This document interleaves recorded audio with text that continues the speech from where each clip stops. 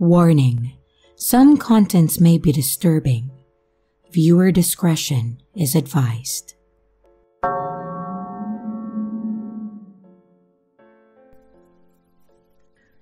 The dark web is without a doubt the worst thing to ever happen to the internet. I used to think it was cool, a place to see all the weird and illegal shit. Well, that was until I joined in on a stream. From what I could tell, it was an auction. And as I joined, I saw the face of a person alongside some info about them, like their name, age, location, health, and credit score. How they managed to get this info was beyond me. I was tempted to chat, but I realized that there was no chat, only bidding channels. Probably for the best, as I shouldn't be talking here. So I'm not sure what the bidding was for, but I could tell that it was for this person. Maybe their info? I looked at the tag for the health and thought again. I don't think it was an organ trade either, from what I could tell, because the credit score doesn't matter in terms of how good your kidneys are. The person in question was a middle-aged woman, a little bit on the chubby and wrinkly side.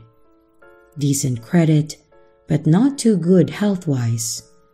And her name was Karen Waller, age 47, from Minnesota. I looked at the bids and they were in the thousands. Definitely not just for their info. The prices were pretty high, and at the bid of $28,000, the woman was sold.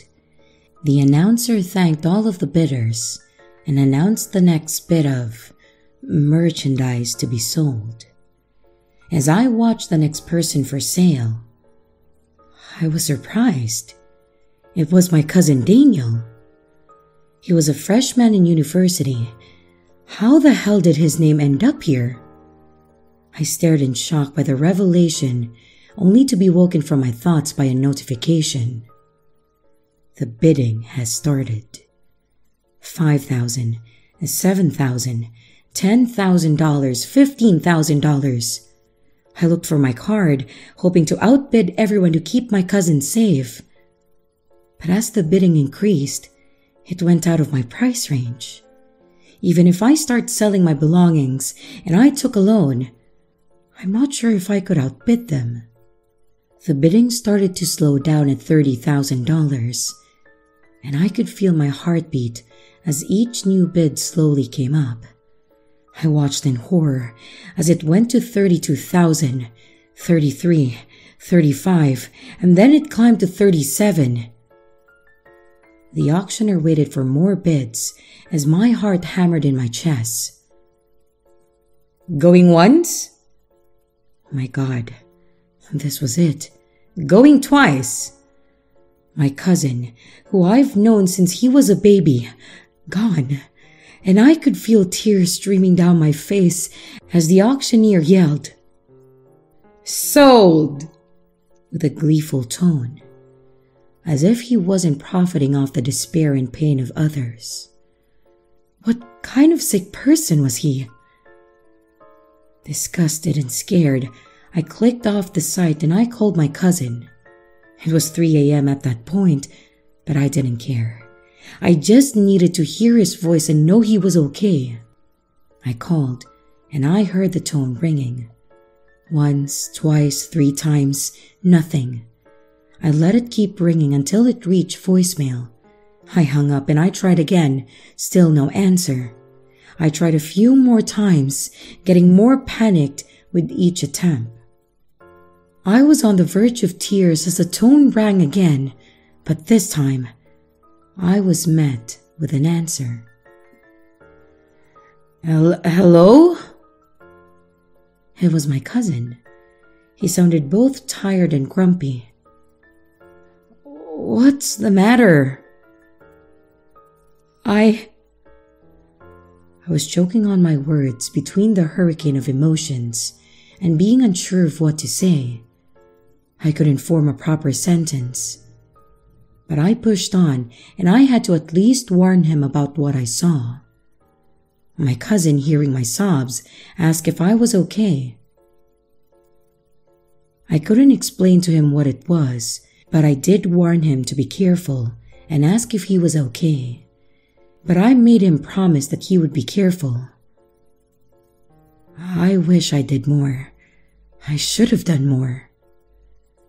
And 2 weeks after that, my cousin went missing and presumed dead. It's been 2 years.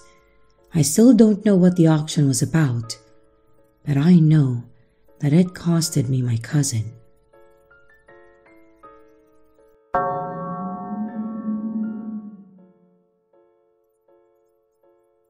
I will never go back onto the dark web again. I'll be haunted by what I saw on it for the rest of my life. I used to go onto the dark web a few years back just for the thrill of it. I didn't really do anything on there. Just being on it made me feel like I was in on a secret. After all, it was a place where nothing was off the table, no matter how illegal it normally is. But after a week or two, the initial thrill of it wore off, and my curiosity started to outgrow my sense of caution. I began peeking into websites and links to really see what was out there.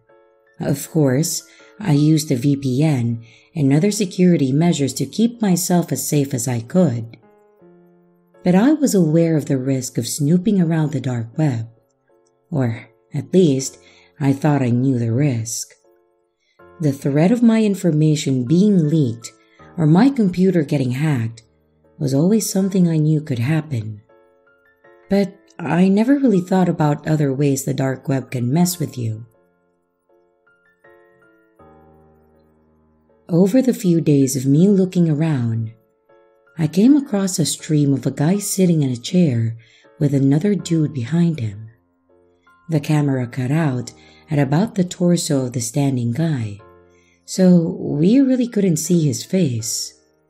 The guy who was sitting had grayish-brown hair, an unkempt beard, and looked severely underweight. You could almost see his skeletal structure because of how thin he was. I thought that the stream was just odd, and I was about to leave when there was a super chat. It was $200 with a message and just an emoji of a gun. Confused, I looked at the chat and it was mostly incoherent. A lot of it wasn't in English, but what I could understand is that they were all talking about weapons. I noticed a poll that had 4 options: assault rifle, axe, spike bat, and electric chair. Electric chair? That's not a weapon, I thought to myself. And at that moment, I realized what this stream was truly about and what the super chats actually were. Those weren't super chats, they were bits, and that poll wasn't just for conversation. These people were bidding on how to end this man's life. I was hit with a wave of emotions: fear, disgust, morbid curiosity, and then guilt. Alongside them was the overwhelming desire to leave. And just then, the bidding had reached its end. Axe was the winning choice, as the man in the background moved to get the axe. I hovered my mouse over the X button to get out of there. And just as I was about to leave, a large wood axe came onto the screen. I looked at it in horror as it was hefted into the air, and I clicked the X just as he brought the axe down towards his head. And for a brief moment, it was a 1/10 of a second long, but it will replay in my mind till I die. In the few frames between when I clicked the X button and when the browser closed, I saw it. The axe cleaving into the man's head, the blood coming out of his skull, and the facial expression he had as he died. I saw it all, and I'll never stop seeing it in my mind. Every time that I closed my eyes, I saw something normal people were never meant to see, and it scarred me for life. Don't end up like me. Don't go poking around on the dark web.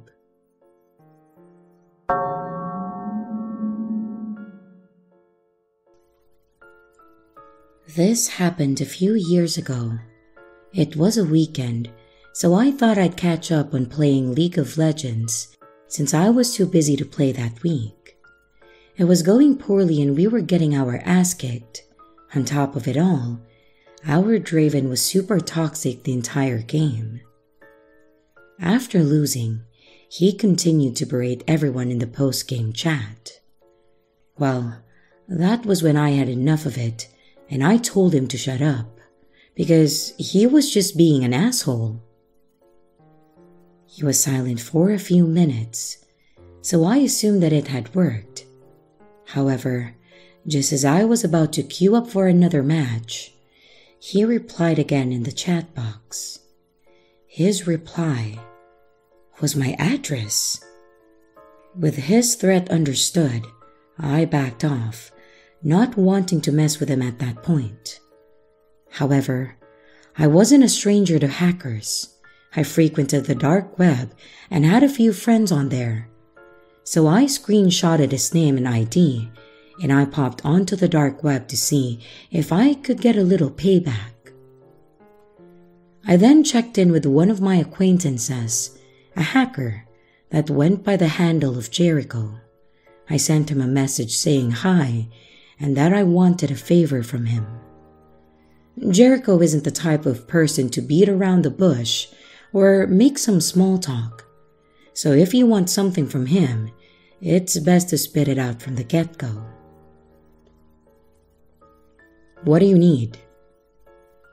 His reply was within minutes of my message. Well, I told him the situation and about how I wanted to get back at him. Maybe just scare him a bit by doing the same thing he did to me, I suggested. Freaking him out the same way he threatened me sounded like good karma in my books. All right, Jericho responded. I'm pretty sure I can do that. What's his ID? I showed him the screenshot. ICP fan, number NA9. There was a long pause before Jericho's next message. Interesting. What? I asked curiously. That's not a normal ID. There's usually a long string of letters and numbers. Is that bad? I replied, a little bit nervous. Probably not. If anything, he might be a dev, but I can still do it. I smiled to myself. Thanks, man. How much is it gonna cost me? I'll do it for 100. Deal? I winced. I seriously doubted that it was a fair price, but I have already gone far at this point, and I certainly wasn't going to piss Jericho off by haggling or calling things off. So I agreed, whilst I yearned for my wallet. With the transactions done, Jericho told me that he would have it done by tomorrow, and that he would take a short screen capture video of it so I can see the proof. And then he logged off for the night. I woke up the next morning feeling tired, probably due to staying up late on the dark web, but I didn't mind if it meant that that asshole was getting the scare of his life. After a long day at work, I came home to check my messages and see if Jericho sent the video yet. Nothing so far. Thinking nothing of it, just that he was taking his time, and I just went on about my day. Later that night, I checked again. Nothing. At this point, I was wondering what took him so long. So I sent him a message asking about his progress with the job. No reply. At this point, I was starting to get annoyed. Did he scam me? Did he just take my 100 and then disappear? It's the dark web, so it's not like I could do anything about it. I kept telling myself otherwise, trying to remain calm. Jericho wasn't that type of guy. Was he though? I'd known him for what? A month? Via chatting anonymously on the dark web. But what did I really know about him? I watched as the time passed. Soon it reached midnight. Jericho missed his deadline, and just as I was about to close my laptop in frustration for being so stupid, I got a notification. A message from Jericho. I checked to see, and it was a 2-minute video. I smiled. I guess he didn't rip me off after all. I thought as I clicked on the video. And this clip was $100, so I'm gonna do my best to enjoy it. Or so I thought. The video was of a man tied up to a chair. He looked bloody and bruised, surrounded by men with ski masks. A paper was taped to the bleeding man's chest with the name Jericho on it. "Hey, asshole," one of the masked men said. I gasped in horror, putting 2 and 2 together. "Let this be a lesson to you." He raised what looked like to be a gun to Jericho's head. "Don't mess with ICP, fan." And with that, the gun went off. I didn't see a bullet, but I saw parts of Jericho's head being splattered on the other side of the gun alongside the bang. And with that, the man just left, leaving nothing but the corpse of the man that I hired sitting in its chair. The rest of the video was just that. After what felt like eons, the video ended. I just stared at the blank screen, the replay button in the center terrorizing me. And the screen finally turned off. This was enough to snap me out of my trance. I had just witnessed the man die. No, it was worse than that. I sent that man to his death. I then thought again about the warning from the ski man people. I don't know who ICP fan is, but I want nothing to do with them or the dark web ever again. I also stopped playing League of Legends after that too, but I wanted to get back into it after writing this, but it appears that my account has been perma-banned.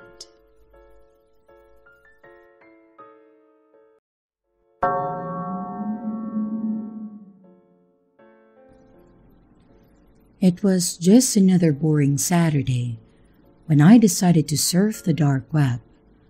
Looking through things to do, I found a website that will let you sell anything, and I mean anything. Browsing through it, I saw things from guns to drugs to exotic animals, along with less interesting things as well, but mostly things that you couldn't easily buy normally on the internet. It was kind of Craigslist. Given that, it allows anyone to post an ad for anything that they wanted to sell. Given the fact that I had nothing to do, I decided to make an ad of my own. The only thing was, what would I sell? I honestly didn't want to sell anything. So I decided inside to listen to my intrusive thoughts and make a joke ad. Believe it or not, a lot of people on the dark web had a good sense of humor. So I made an ad for these nuts. This would probably give someone a good chuckle.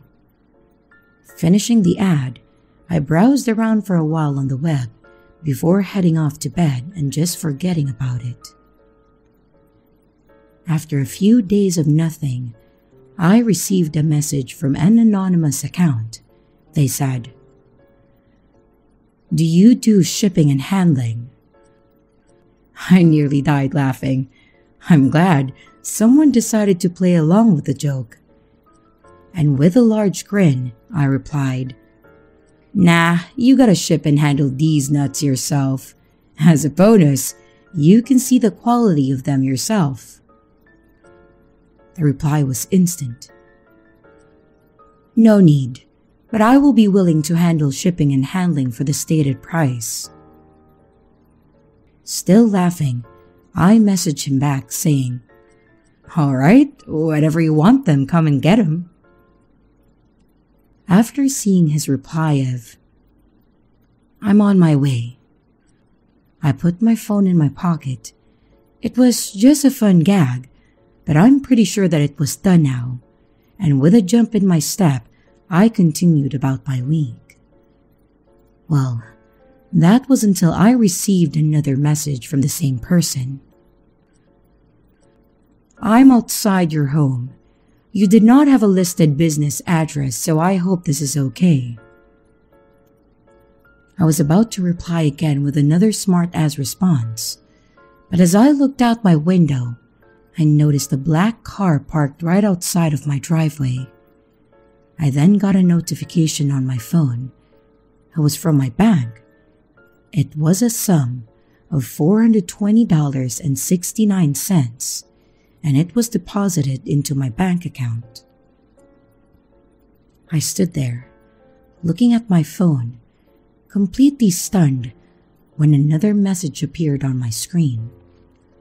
"I was unable to find a business account for you, so I sent the payment to your personal. May I ask, when am I receiving the testicles? I already paid for it, and as you said, I am willing to handle shipping.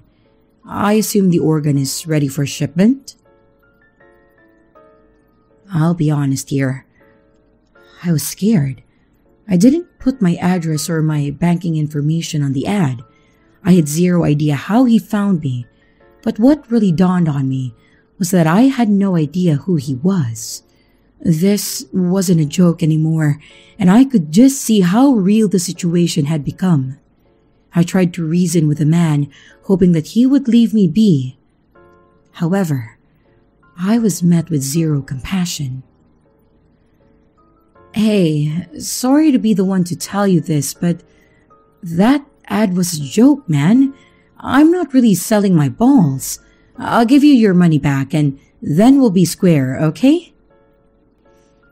The man's reply was terrifying. "Whether you are intending to sell them or not is irrelevant. We made a deal in response to your ad, and I flew 2 hours to get here. A simple refund won't suffice. I demand my product, or currency in value to the time and the resources that I spent because of your false ad." I could tell a shakedown when I saw one. I knew that the only way to get him to leave me alone was to pay him, or maybe calling the cops. And while the latter option did sound reasonable, given the circumstances I was in, I'm not entirely sure if they would even help me, since this is technically an organ trade gone wrong, which is very much illegal. Weighing my options between jail, losing my nuts, and paying this guy money, I decided that I would at least see if I could negotiate with him. So how much do I need to pay you?" I felt like shit as I typed that, knowing that I was basically being robbed with extra steps. "I would say about $3,000 would be enough compensation for the trouble that you've caused me, as well as a full refund of my money." I let out a sigh. Well, at least, it's not some super high ridiculous amount that I would have to take a loan for. And feeling completely defeated, I sent him the money through the same account that he used to pay me. And once I had, he sent me another text. "A pleasure doing business with you, but fair warning, never waste my time again. I won't take no for an answer a second time." And with that, the car drove off, and I was left by myself once again. and after an extreme anxiety attack, I took the ad down.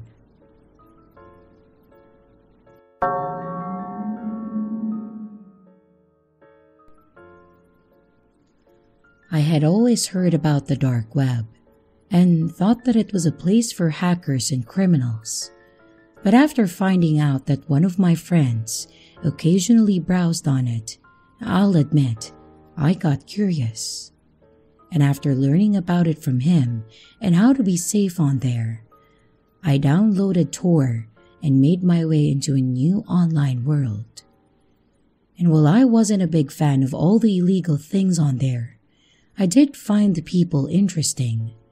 I'm a psychology major, so seeing a place where people can be both anonymous and free of law made me fascinated by the kinds of people that would be on there. So, with that in mind, I decided that I wanted to interact with the people on the dark web. And after a bit of searching, I found what I was looking for. It was a chat room kind of site, a lot like Omegle, where you were matched with people randomly. There was an option to turn your camera on, but I chose not to. And while I'm crazy enough to be on the dark web to meet people, I'm not going to put my face out there for no reason.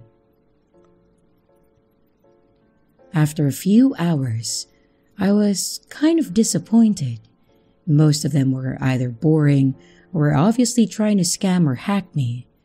So after countless skips to a new conversation, I was beginning to lose hope in finding anything interesting. That is, until I was matched with a person wearing a white mask. The word God was written on the mask forehead in a black marker. Oh, this is gonna be good, I thought to myself. Not only had this woman turned her camera on and wore a weird mask, it was clear that she was trying to scare me. I smiled to myself as I said, "Hello," in the friendliest tone possible. The woman simply cocked her head to the side before saying in a monotone voice, "Do you want to play a game?" A Saw reference? Really? Okay, I said, "Why not?" And after saying that, her screen went black. I was still connected to the call and the camera was still on her side, but it was as if her room itself had gone pitch black. I could hear some shuffling in the background, followed by a metal scraping sound. I was both curious and a little anxious as to what she had planned for me. And after a few minutes, the lights came back on in her room. There, the woman stood, directly in front of the camera, her mask still on, but now I could see her full body. She wore a black hoodie with a hood up to cover her hair and some jeans, and if not for her voice and figure, it would be hard to tell if she was a girl or a guy. She spoke to me, saying, "I will give you 3 options," before pulling a knife from her pocket, as well as a metal bat and a crowbar, which she pulled from out of screen. They must have been lying on her table, just out of view from the camera the entire time. "Which of these would you choose to end this man's life?" She stepped to the side, revealing a person with a black bag over their head. They were tied to a chair, seemingly unconscious. The woman stood there expectantly and waited. Did she really want me to choose? I started to panic. This was not what I signed up for. I just wanted to talk to a crazy lady who wrote the word God on her mask and wore it. At that moment, I understood why she had that mask on. She saw herself as master over life and death. This man's life was hers to play with and to do with as she pleases. And to prove that point, she's doing this, letting some random person on the internet decide how he dies. No, I refuse to be part of this heinous act. I skipped the chat and then I closed the application before the next person could connect. I had had enough of the dark web for today and for every other day in the future. Looking back, I can't help but feel regret over the situation. I keep thinking about the man that she had tied up. What had happened to him? I feel guilty for not helping and terrified of what she did to him next.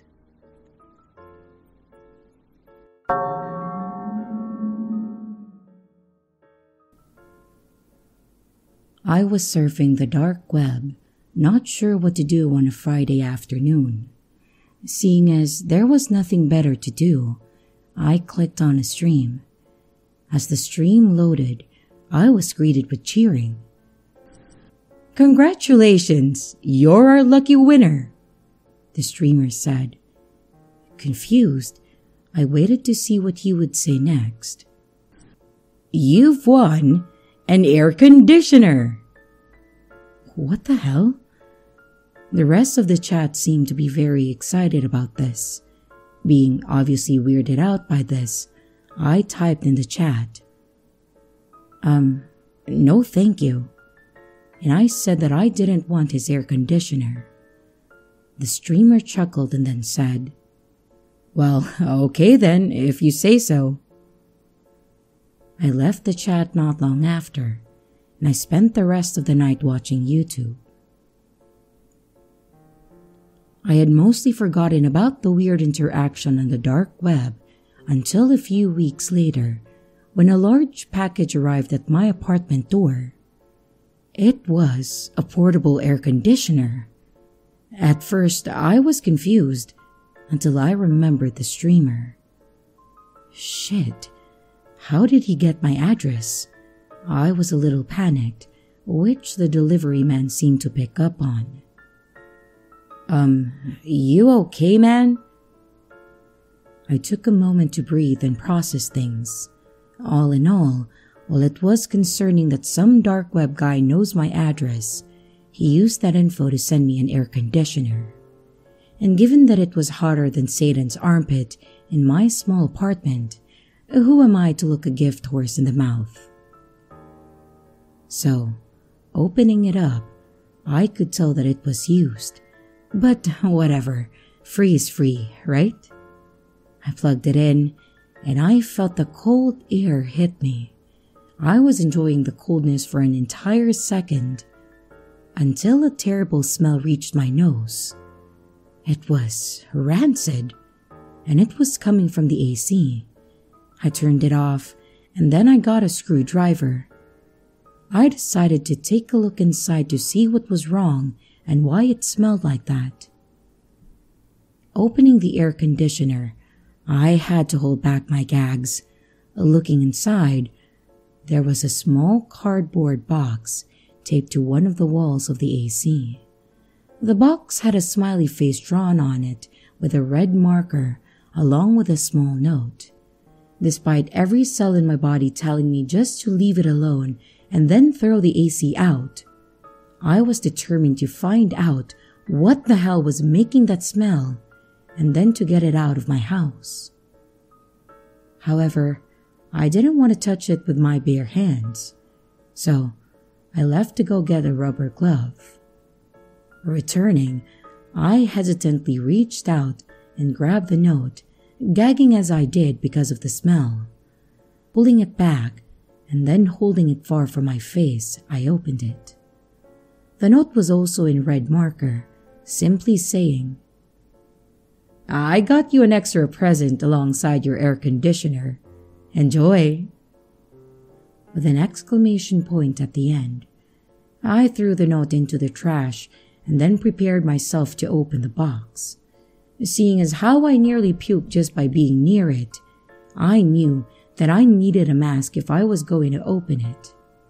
Now, face mask, bottle of air freshener, and a pair of rubber gloves, I reached in and I detached the box from the air conditioner. The box was about the size of my hand, The tape, which had been used to both seal the box and also stick it to the air conditioner, was torn, leaving the box slightly open.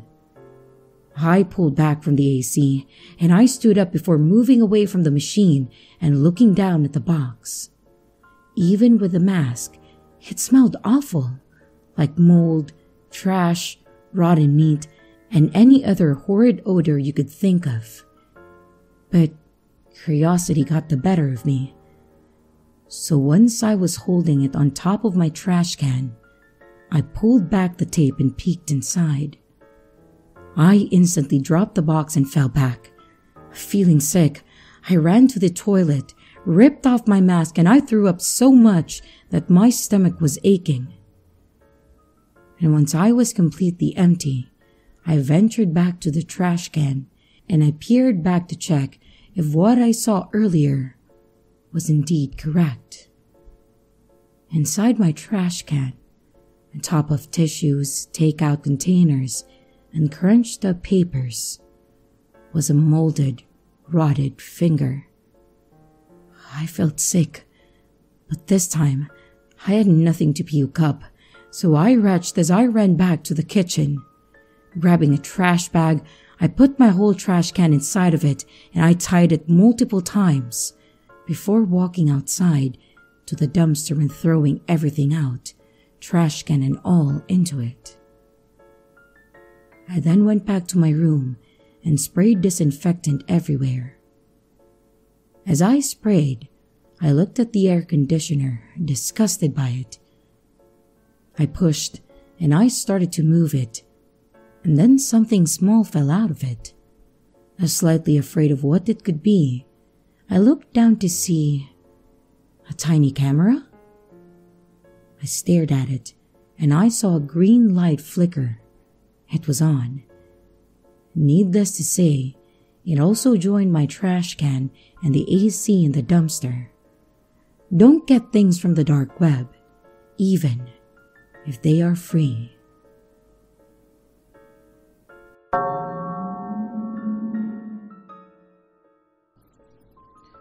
While you might think it to be the lamest thing that you can do on the dark web, I personally enjoyed using the chat rooms on it to talk to the strangest people that the internet had to offer. It was kind of fun to see who would be my next chatting partner. A lot of the time, it was almost cathartic to talk to the scariest people on the web, but you would be surprised by just how many of them are just regular people who just know a bit more about technology. Knowing this makes things less scary online, but that's not always the case. There was this one girl on the dark web who I would classify as the exact opposite of that. I had just left the last chat. I was kind of bored, and the guy I was talking to was being way too nosy and asking all kinds of personal questions that I didn't want to answer. So I just moved on to another chat room. And that's where I met her. User Lindsay504. I immediately thought that she was new to the dark web. I mean, she put her real name into her username.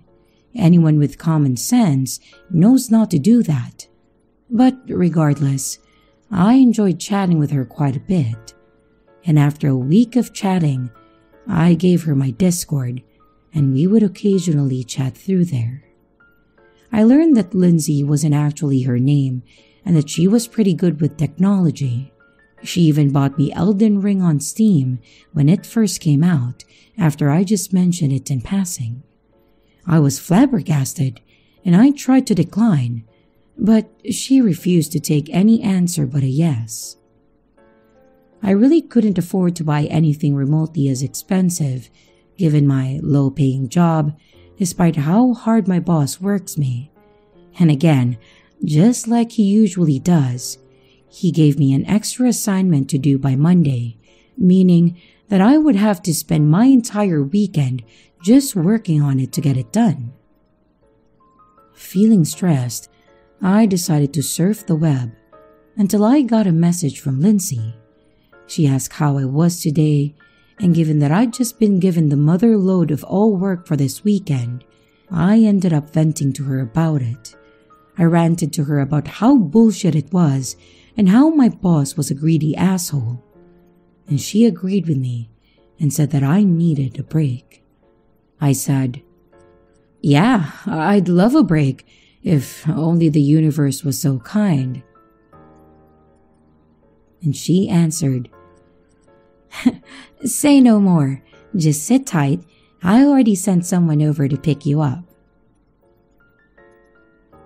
At this point, I wasn't surprised she had a private driver given how much money she spends, but I was worried for multiple reasons. A, asking me to come over to her house so suddenly was just insane, as I've never actually met her. And B, she didn't wait for me to agree.